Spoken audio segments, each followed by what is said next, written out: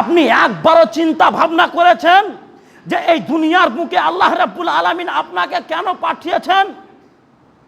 মদ খাচ্ছেন, জুয়া খেলছেন, লটারি কাটছেন, সুদ খাচ্ছেন, জিনা করে বেড়াচ্ছেন, ব্যভিচার করে বেড়াচ্ছেন, অথচ আপনি একবারও চিন্তা করলেন না যে এই দুনিয়ার বুকে আপনাকে কেন আল্লাহ রাব্বুল আলামিন পাঠিয়েছেন? আমার সামনে এখন বসে আছে অনেক ছেলেকে এইভাবে আঙুল দেখিয়ে বলে দিতে পারবো যে 3 মাস থেকে 4 মাস থেকে মসজিদ একদিনও পা দেয়নি, আজকে এসেছে। আমার সামনে এখন আছে, যদি আপনি বলেন তাহলে আমি এখনই দেখিয়ে দিতে পারবো। এই দুনিয়ার মহাব্বতে পড়ে আপনি আখিরাতকে ভুলে যাচ্ছেন, অথচ আখিরাতের জন্যই আপনাকে এই দুনিয়ার বুকে পাঠিয়েছে। একবারও আপনি চিন্তা ভাবনা করলেন না? ওই জায়গায় গিয়ে আপনাকে চিন্তা ভাবনা করতে হবে যে আজকে এই ব্যক্তির জানাজা পড়ছি, কালকে কেউ আমার জানাজা পড়বে। মানুষেরা মাতালের মতো ছুটাছুটি করবে, সেই দিন মানুষেরা পাগলের মতো ছুটাছুটি করবে।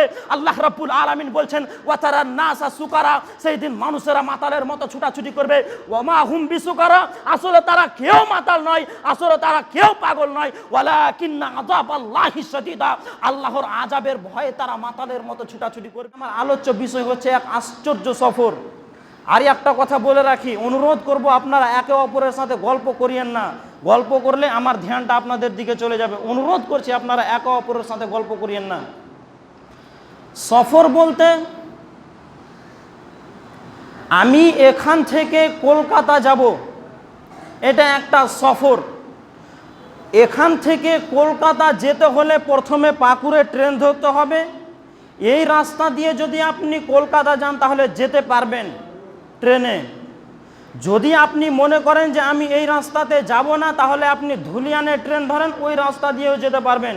যদি আপনি মনে করেন যে আমি ট্রেনে যাব না, ট্রেনে আমার মাথা ঘুরে, তাহলে বাস আছে, বাসেও আপনি যেতে পারবেন। ধর্মতলাতে নামা হবে, কলকাতা ধর্মতলাতে। এটা একটা সফর। যদি আপনি মনে করেন যে এই দুনিয়ার সফর, অর্থাৎ জমিনে যেই গাড়িগুলো চলাচল করছে ওইগুলোতে আমি চেপে যাব না, তাহলে আপনার টাকা আছে, আপনি হেলিকপ্টার ভাড়া করে আপনি কলকাতা পৌঁছে যেতে পারবেন। অর্থাৎ পৃথিবীর বুকে এক জায়গা থেকে অপর জায়গা সফর করতে হলে বিকল্প পথ অনেক আছে, কিন্তু আমার আপনার একটা সফর শুরু হয়েছে জান্নাত থেকে। জান্নাত থেকে আমার আপনার সফর শুরু হয়েছে জান্নাত পর্যন্ত কিংবা জাহান্নাম পর্যন্ত। যেই জায়গাগুলিতে আমরা দাঁড়াবো সেই জায়গাগুলির 2-1টি বর্ণনা দিয়ে আমি বক্তব্য শেষ করে দেব। দেখেন, প্রথমে আমরা জান্নাতুল ফেরদাউসের ভিতরে ছিলাম। আল্লাহ রাব্বুল আলামিন জান্নাতুল ফেরদাউসের ভিতরে আদম আলাইহিস সালাতু ওয়াস সালামের পিঠে হাত বুলিয়ে ছোট ছোট পোকার মতো, বালির মতো আমাদের আত্মাগুলিকে সৃষ্টি করেছিলেন, আত্মাগুলিকে বানালছিলেন। আর আত্মাগুলিকে সামনে রেখে আল্লাহ রাব্বুল আলামিন বলেছিলেন যে আলাস্তু বিরব্বিকুম, আমি কি তোমাদের প্রভু নয়? আমি কি তোমাদের পালনেওয়ালা নয়? আমি কি তোমাদের রব নয়? তখন আমরা সকলেই বলেছিলাম কলু বালা, আপনি আমাদের প্রতিপালক, আপনি আমাদের রব, আপনি আমাদের সৃষ্টিকর্তা। এখান থেকে আমরা বুঝতে পারলাম যে প্রথমে আমরা জান্নাতুল ফেরদাউসের ভিতরে ছিলাম। ওখান থেকে আমাকে আপনাকে আল্লাহ রাব্বুল আলামিন দিলেন মায়ের পেটে। মায়ের পেটে দিলে সূরা মুমিনুনের 12 নম্বর, 13 নম্বর, 14 নম্বর আয়াতটা দেখবেন। ওখানে আল্লাহ রাব্বুল আলামিন সুস্পষ্ট দারুণ করে আলোচনা করেছেন যে আমি তোমাকে সুম্মা খলাকনান নুতফাতা আলাকাতান ফাখলাকনাল আলাকাতা মুযগা ফাখলাকনাল মুযগাতা ইজামান ফাকাসাউনাল ইজামা লাহমা। এইভাবে করে আল্লাহ রাব্বুল আলামিন মানুষকে শুক্রকীট থেকে, বীর্য থেকে, রক্ত থেকে হাড্ডি, এই করতে করতে মায়ের পেটে আমাদের আকৃতি শরীরটাকে সৃষ্টি করলেন, বানালেন। তারপরে আমাদেরকে আল্লাহ রাব্বুল আলামিন এই দুনিয়ার বুকে আনলেন। এখানে একটা আপনাকে কথা বলে রাখি, আজকের বক্তব্য এরকমই, শুধু আপনাকে সংক্ষিপ্তে বলে চলে যাব, আপনি শুধু একটু বুঝে নেন। মনে করিয়েন না যে একটা বিষয় নিয়ে কেন আলোচনা করলেন না। যদি একটা একটা করে বলতে লাগি তাহলে 6 জুম্মা উপরি আমাকে পড়াতে হবে, অতটা সময় ভাই আমার নাই। তো এইভাবেই বলে রাখি যাতে করে আপনি বুঝতে পারেন যে হ্যাঁ আমাদের সফরটা ওখান থেকে শুরু হয়েছে। এই দুনিয়া এমনই একটা জায়গা, যেই জায়গাতে নেকিও আছে, পাপও আছে, ভালো কাজও আছে, খারাপ কাজও আছে। জান্নাতের ভিতরে আমরা ছিলাম, ওখানে ভালো কাজও ছিল না, খারাপ কাজও ছিল না, পাপও ছিল না, নেকিও ছিল না। মায়ের পেটেও আমাদের পাপ ছিল না, গুনাহও ছিল না, নেকিও ছিল না, কিছুই ছিল না, মাসুম ছিলাম আমরা।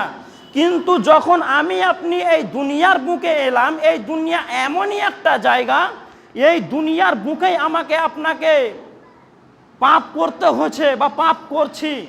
এই দুনিয়ার বুকেই আমি আপনি নেকি করছি। আল্লাহ রাব্বুল আলামিন এই দুনিয়ার ব্যাপারে বলছেন, বাল তুসিরুনাল হায়াতাদ দুনিয়া, তোমরা পার্থিব জীবনকে অগ্রাধিকার দিয়ে থাকো, তোমরা পার্থিব জীবনকে মূল্যায়ন করে থাকো, তোমরা পার্থিব জীবনকে প্রাধান্য দিয়ে থাকো। ওয়াল আখিরাতু খায়রুম ওয়া আবকা, অথচ আখিরাতের জীবনই হচ্ছে উত্তম এবং চিরস্থায়ী। इस दुनिया में कोई रहने के लिए नहीं आया है, बल्कि जाने के लिए आना है। এই দুনিয়ার বুকে কেউ থাকার জন্য আসে নাই, যাওয়ার জন্য আমি আপনি এসেছি। কিন্তু বন্ধুরে আমার, এই দুনিয়ার মহাব্বতে পড়ে, এই দুনিয়ার মোহে পড়ে আমি আপনি আখিরাতকেই ভুলে গিয়েছি। আজকে আপনি ভাবছেন যে এই দুনিয়ার বুকে আমি কেমন ভাবে সুখে থাকবো।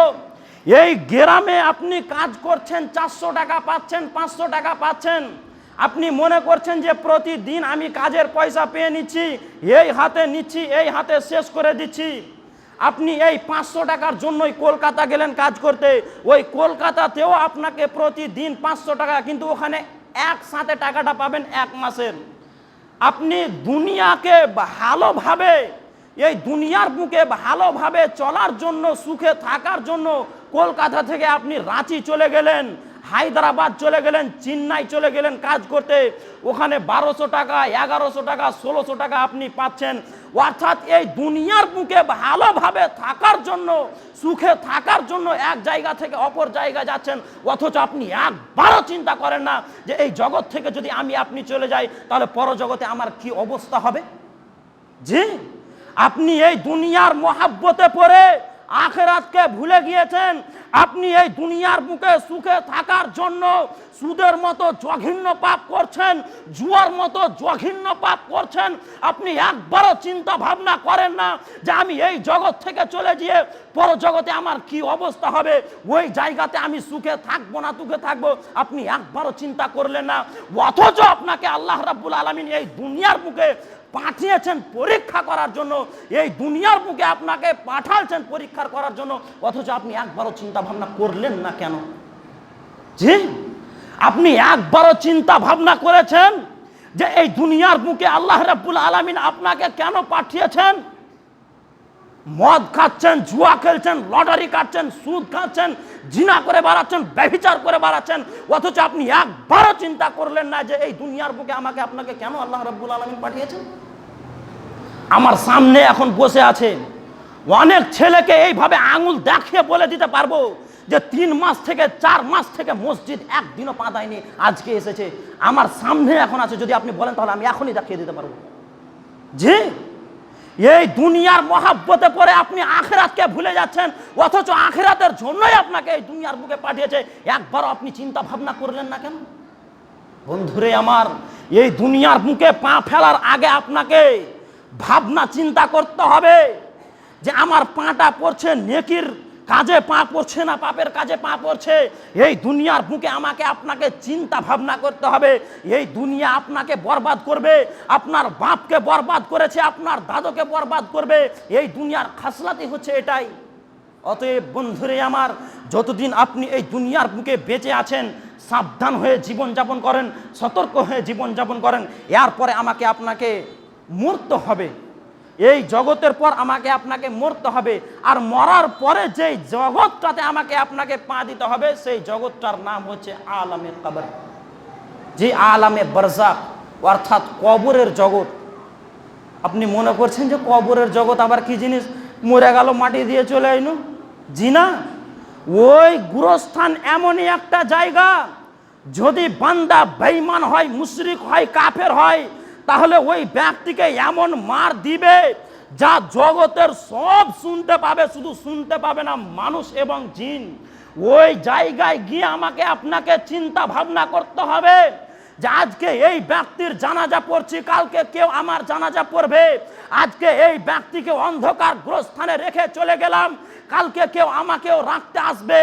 ওই গোরস্থানে গিয়ে আমাকে আপনাকে চিন্তা ভাবনা করতে হবে। কিন্তু হতভাগা মুসলমান, ওই গোরস্থানে গিয়েও আমরা অনেক মানুষকে দেখতে পাই ওই জায়গায় গিয়ে ব্যবসা বাণিজ্যের কথা বলছে। ওই গোরস্থানের কাছে গিয়ে মানুষ পরিবারের গল্প করছে, দুনিয়াবি গল্প করছে, হাসাহাসি করছে। জি, আপনি কেমন ভাবে ওই জায়গায় গিয়ে হাসতে পারেন? একটু কি আপনি চিন্তা ভাবনা করেছেন ওই অন্ধকার গোরস্থানে আমার কি অবস্থা হবে আমি যখন মারা যাব? বন্ধুরে আমার, বারা ইবনে আজিব রাদিয়াল্লাহু তাআলা আনহু বলেন, এই ওখানে দাঁড়িয়ে থেকে কি করছো? হ্যাঁ, আগে চলে যাও না, বিনা ক্ষমাকাতে চিল্লাচিল্লি করছো। বারা ইবনে আজিব রাদিয়াল্লাহু তাআলা আনহু বলেন, নবী করিম সাল্লাল্লাহু আলাইহি ওয়াসাল্লামের নিকটে আমরা একজন আনসারদের এক ব্যক্তির জানাজায় গিয়েছিলাম। আনসারদের এক ব্যক্তির জানাজায় গিয়েছিলাম, তখন কবর খোঁড়া হয়নি। এখন তো মসজিদে এলান করে দিচ্ছে অমুক ব্যক্তি মারা গিয়েছে, তোমরা বের হয়ে চলে যাও, গোরস্থানে লাশ পৌঁছে গেছে বা বের হয়ে গেছে। কিন্তু আল্লাহ রসুল সাল্লাল্লাহু আলাইহি ওয়াসাল্লাম গোরস্থানে গিয়ে দেখছে কবর খোঁড়া হয়নি।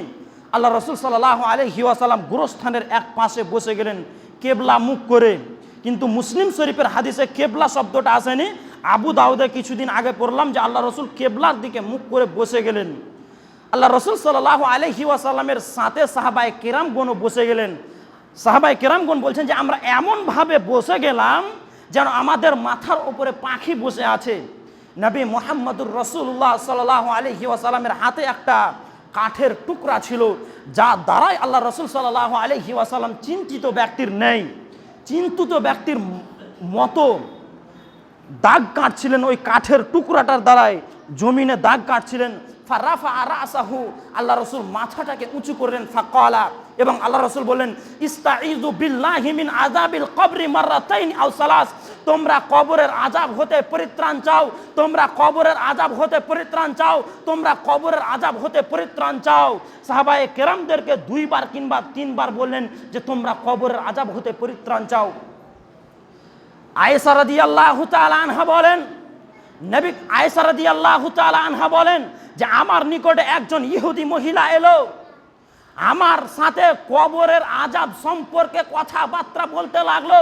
এক পর্যায়ে আয়েশা রাদিয়াল্লাহু তাআলা আনহাকে ওই ইহুদি মহিলাটি বলছে, ও আম্মা জান আয়েশা, আপনাকে আল্লাহ রাব্বুল আলামিন কবরের আযাব হতে পরিত্রাণ দেখ, আল্লাহ আপনাকে কবরের আযাব হতে বাঁচাক। আম্মা জান আয়েশা আশ্চর্য হয়ে গেলেন যে কবরের আযাব আবার কি জিনিস, কবরেও কি আযাব হয়? রাসূল সাল্লাল্লাহু আলাইহি ওয়াসাল্লাম বাড়িতে এলেন। আল্লাহ রাসূল সাল্লাল্লাহু আলাইহি ওয়াসাল্লামকে জিজ্ঞাসা করছেন, দয়ার নবী গো, একজন ইহুদি মহিলা এলেন, আমার সাথে কবরের আযাব সম্পর্কে কথাবার্তা বললেন, আলাপ আলোচনা করলেন কবর সম্পর্কে। শেষের বেলায় আমাকে বললেন যে কবরের আযাব থেকে তোমাকে রক্ষা করুক, তোমাকে কবরের আযাব থেকে বাঁচাক। দয়ার নবী গো, কবরের আযাব কি সত্যি? কবরে কি কঠিন আযাব হয়? নবী মুহাম্মদুর রাসূলুল্লাহ সাল্লাল্লাহু আলাইহি ওয়াসাল্লাম বলেন, নাম, হ্যাঁ, আযাবুল কবরি হাক্কুন, কবরের আযাব সত্য, কবরে কঠিন আযাব হয়। ওই গোরস্থানে গিয়ে আমাকে আপনাকে চিন্তা ভাবনা করতে হবে যে আজকে এই ব্যক্তিকে রাখতে এসেছি, কালকে কেউ আমাকে রাখতে আসবে। বন্ধুরে আমার, ওই গোরস্থান থেকে আল্লাহ রাব্বুল আলামিন আবার আমাকে আপনাকে উঠাবেন। এবার কোথায় উঠাবেন? এবার আমাকে আপনাকে আল্লাহ রাব্বুল আলামিন হাসরের ময়দানে উঠাবেন। পৃথিবীর বুকে যত মানুষ আছে সমস্ত মানুষ মরবে, মরার পরে আমাকে আপনাকে হাসরের ময়দানে তুলবেন। এবার হাসরের ময়দানটা কত কঠিন জায়গা, জি, এটা তো আমাকে আপনাকে শুনতে হবে। সেই দিন মানুষের মাথার ওপরে সূর্যটা চলে আসবে, সূর্যের তাপে মানুষের মগজগুলি টকবক টকবক করে ফুটতে থাকবে। ভাত যেমন টকবক টকবক করে ফুটে, সেই দিন সূর্যের তাপে মানুষের মগজগুলি টকবক টকবক করে ফুটতে থাকবে। সেই দিন মানুষের মগজগুলি কান দিয়ে এবং লাক দিয়ে প্রবাহিত হতে থাকবে। সেই দিন মানুষেরা মাতালের মতো ছুটাছুটি করবে, সেই দিন মানুষেরা পাগলের মতো ছুটাছুটি করবে। আল্লাহ রাব্বুল আলামিন বলছেন, ওয়াতারান নাসা সুকারা, সেই দিন মানুষেরা মাতালের মতো ছুটাছুটি করবে। ওয়ামা হুম বিসুকারা, আসলে তারা কেউ মাতাল নয়, আসলে তারা কেউ পাগল নয়। ওয়ালাকিন্না আযাবাল্লাহি শাদীদা, আল্লাহর আযাবের ভয়ে তারা মাতালের মতো ছুটাছুটি করবে। সেই দিন বন্ধুরে আমার, আদম আলাইহিস সালাতু ওয়াস সালামের কাছে গিয়ে বলবে, আদম আদম, আমি তোমাদের বেটা, আমরা তোমাদের ছেলে, আল্লাহর কাছে গিয়ে একটু সহযোগিতা, আল্লাহর কাছে গিয়ে একটু সুপারিশ করো যাতে করে আমাদের হিসাবটা তাড়াতাড়ি হয়ে যায়। সেই দিন আদম আলাইহিস সালাতু ওয়াস সালামের মতো মানুষ বলবে আমি আল্লাহর কাছে গিয়ে কথা বলার সাহস পাবো না, আমার অতটা সাহস নাই যে আমি আল্লাহর কাছে গিয়ে কথা বলবো। সেই দিন নূহ আলাইহিস সালাতু ওয়াস সালাম নাফসি নাফসি করবেন, সেই দিন ইব্রাহিম আলাইহিস সালাতু ওয়াস সালাম নাফসি নাফসি করবেন। সেই দিন একজনই কথা বলার সাহস পাবে, সেই দিন এক ব্যক্তি কথা বলার সাহস পাবে, তিনি হলেন নবী মুহাম্মদুর রাসূলুল্লাহ সাল্লাল্লাহু আলাইহি ওয়াসাল্লাম। সেই নবীকে ফলো করে আমাকে আপনাকে এই দুনিয়ার বুকে জীবনযাপন করতে হবে, সেই নবীকে মডেল বানিয়ে এই দুনিয়ার বুকে জীবনযাপন করতে হবে, সেই নবীকে আমাকে আপনাকে অনুসরণ করতে হবে। যদি আমি আপনি কিয়ামতের ময়দানে নবী মুহাম্মদুর রাসূলুল্লাহ সাল্লাল্লাহু আলাইহি ওয়াসাল্লামের সুপারিশ পেয়ে জান্নাত নামক জায়গাটা যেতে চাইতো। এখন যুবক ভাইদের চুলের স্টাইল দেখে আমার মাথা ঘুরছে। জি, আমার সামনেই সবাই আছে, পার্সোনাল ভাবে যে কাউকে বলবো এমনটা নয়, মানুষের মাথার চুল দেখে আশ্চর্য আমি হচ্ছি যে যদি এই ব্যক্তি এই অবস্থায় মারা যায় তাহলে ফেরেশতা কবরে কি প্রশ্ন করবে? মাথার চুল দেখেই তো বুঝে নেবে যে ডুপ্লিকেট মাল আছে। জি, দাড়ি ছেঁচে ফেলে দিচ্ছেন, টাকনুর নিচে প্যান্ট পায়জামা লুঙ্গি পরছেন, একদিনও নামাজ পড়েন না, আর আপনার মতো মানুষ আল্লাহ রসুলের সুপারিশ পেয়ে নিবে?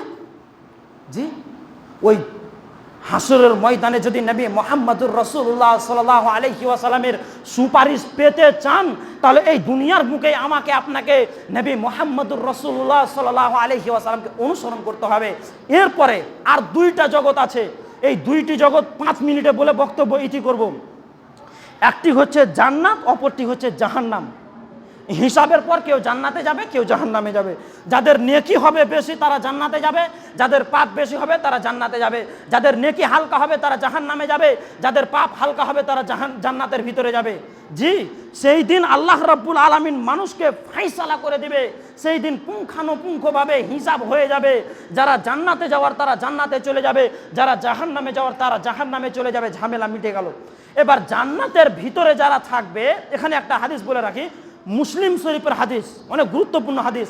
আল্লাহ রাব্বুল আলামিন যখন জান্নাতীদেরকে জান্নাতে দিয়ে দিবে এবং জাহান্নামীদেরকে জাহান্নামে দিয়ে দিবে, জান্নাত এবং জাহান্নাম পাশাপাশি রয়েছে।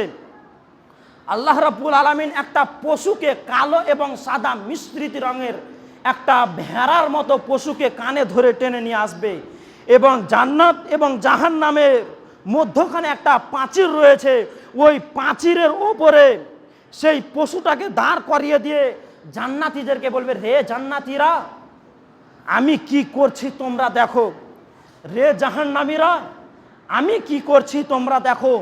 দুই দলকে ঘোষণা দিয়ে আল্লাহ রাব্বুল আলামিন ওই পশুটাকে জবাই করে দিবে, পশুটাকে আল্লাহ রাব্বুল আলামিন জবাই করে দিবে।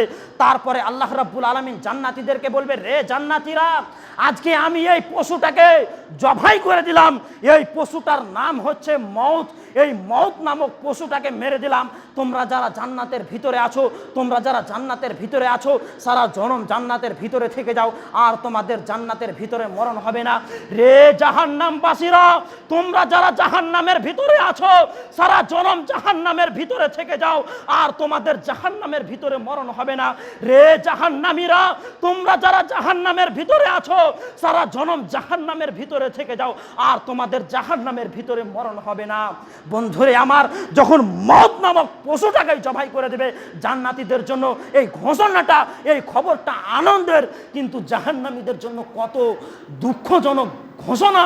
জাহান্নামীরা ডুকরে ডুকরে কাঁদতে থাকবে। বন্ধুরে আমার, যখন আল্লাহ রাব্বুল আলামিন জাহান্নামীদেরকে সেই জাহান্নামের ফুটন্ত পানি পান করতে দিবে, বন্ধুরে আমার পেটের ভিতরে যা কিছু আছে নারী ভুঁড়ি কলিজা ফেপড়া পিছন দিককার রাস্তা দিয়ে বের হয়ে যাবে।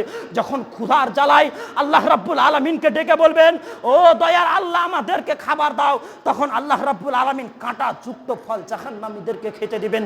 বন্ধুরে আমার, যখন জাহান্নামীরা সেই জাহান্নামের আগুন সহ্য করতে পারবে না, জাহান্নামীরা যখন জাহান্নামের আগুন সহ্য করতে পারবে না, এক পর্যায়ে আল্লাহ রাব্বুল আলামিনকে ডেকে বলবেন, ও দয়ার আল্লাহ পৃথিবীর বুকে তোমাকে অনেক ডেকেছি, তোমাকে পৃথিবীর বুকে একবারও ডাকিনি, আজকে তোমাকে ডাকছি, তুমি আমাদের ডাকে সাড়া দাও। সেই দিন আল্লাহ রাব্বুল আলামিনকে জান্নাতীরা জাহান্নামীরা বলবে, আল্লাহ এই জাহান্নামের আগুন আমরা সহ্য করতে পারি না, তুমি আমাদেরকে এখান থেকে বের করে দাও। তখন আল্লাহ রাব্বুল আলামিন জাহান্নামীদেরকে বলবেন, ইকশাউ ফিহা ওয়ালা তুকাল্লিমুন, লাঞ্ছিত অবস্থায় এই জাহান্নামের ভিতরে থাকো, কোনো কথা বলবে না।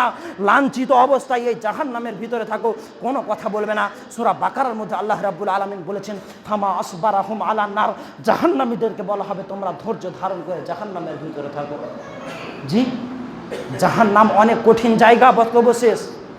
জাহান্নাম অনেক কঠিন জায়গা। যদি আমি আপনি ওই জাহান্নাম থেকে বাঁচতে চাই, তাহলে আমাকে আপনাকে এই দুনিয়ার মুখে নেক আমল করে, সলেহ আমল করে সাবধান হয়ে যেতে হবে, সতর্ক হয়ে যেতে হবে, যদি আমি আপনি জান্নাত নামক জায়গাটা যেতে চাই। অনেক মানুষ চিন্তা করে, অনেক মানুষ এটা চিন্তা ভাবনা করে যে আমি মদ পান করছি, সুদ খাচ্ছি, জিনা করে বেড়াচ্ছি, আমি নামাজ পড়বো না। বলতে হয় না, বলবো না। আমাকে গোসল করতে গিয়ে একজন বলছিল যে আমি মদ খেয়েছি, আজকে নামাজ পড়বো না। তো আমি উনাকে বলেছি আজকে ওয়াল্লাহি আল্লাহর কসম, এখন আমার সামনে আছে আলহামদুলিল্লাহ যে উনি নামাজ পড়তে এসেছেন। তো উনি আমাকে বলছে যে আজকে সকালবেলায় মেরে দিয়েছে, আজকে নামাজ পড়তে যাবো না, 2 সপ্তাহ নামাজ পড়বো না, যেহেতু মদ পান করে নিয়েছে। তো আপনাদেরকে অনুরোধ করব, যতদিন পর্যন্ত এই দুনিয়ার বুকে বেঁচে আছেন, যত পাপ করছেন করেন, যত আপনার দ্বারাই অপরাধ হচ্ছে হোক, কিন্তু অন্তত দিনে 5 ওয়াক্তের নামাজ পড়ুন। আপনি কেন 5 ওয়াক্তের নামাজ পড়তে পারবেন না? জি, আপনি মনে করছেন আমি ড্রাইভার মানুষ, আমি গাড়ি চালিয়ে বেড়াচ্ছি, আমার নামাজ পড়া হয় না। এখন যদি আপনি দেখাতে বলেন, তাহলে আমি এইভাবে দেখিয়ে দিতে পারবো যে উনি হচ্ছেন ড্রাইভার মানুষ, 16 চাকা 18 চাকা চালাচ্ছে, নামাজ পড়ছে। আপনি কেন পারবেন না? এখানে আপনাকে চোখে আঙুল দিয়ে দেখিয়ে দিতে পারবো যে রাজমিস্ত্রির ভাই কাজ করছে, কিন্তু 5 ওয়াক্তের সালাত আদায় করছে। আপনি কেন পারবেন না ভাই? জি, অনুরোধ করছি আপনাদেরকে, যতদিন আপনি এই দুনিয়ার মুখে বেঁচে আছেন, অন্তত দিনে 5 ওয়াক্তের সালাত আদায় করুন। বলুন ইনশাআল্লাহ। হে আল্লাহ, তুমি আমাদেরকে 5 ওয়াক্তের সালাত আদায় করার তৌফিক দান করো। সকলে বলুন আল্লাহুম্মা আমিন। আয় আল্লাহ, তুমি আমাদেরকে এই দুনিয়ার বুকে নবী মুহাম্মদুর রাসূলুল্লাহ সাল্লাল্লাহু আলাইহি ওয়াসাল্লামকে অনুসরণ করে জীবনযাপন করার তৌফিক দান করো। সকলে বলুন আল্লাহুম্মা আমিন। আর একবার কমিটিদেরকে বলবো, অনুরোধ করছি আপনাদেরকে মাইক সিস্টেমটা ঠিক রাখেন। অনুরোধ করছি আপনাদেরকে, মসজিদের যা কাজ হয়েছে আলহামদুলিল্লাহ ভালো কাজ করেছেন আপনারা। অনুরোধ করছি আপনাদেরকে, আজকে জালসা করছেন, অন্য কোনো কাজে আপনারা এই টাকা খরচা করিয়েন না। প্রথমে মাইকগুলো দেখেন, মাইকগুলো ঠিক করার পর অন্য কাজে ব্যয় করবেন। ওয়া আখির দাওয়ানি আলহামদুলিল্লাহি রাব্বিল আলামিন। আল্লাহুম্মা সাল্লি আলা মুহাম্মাদ ওয়া আলা আলি মুহাম্মাদ কামা সাল্লাইতা আলা ইব্রাহিম ওয়া আলা আলি ইব্রাহিম ইন্নাকা হামিদুম মাজিদ।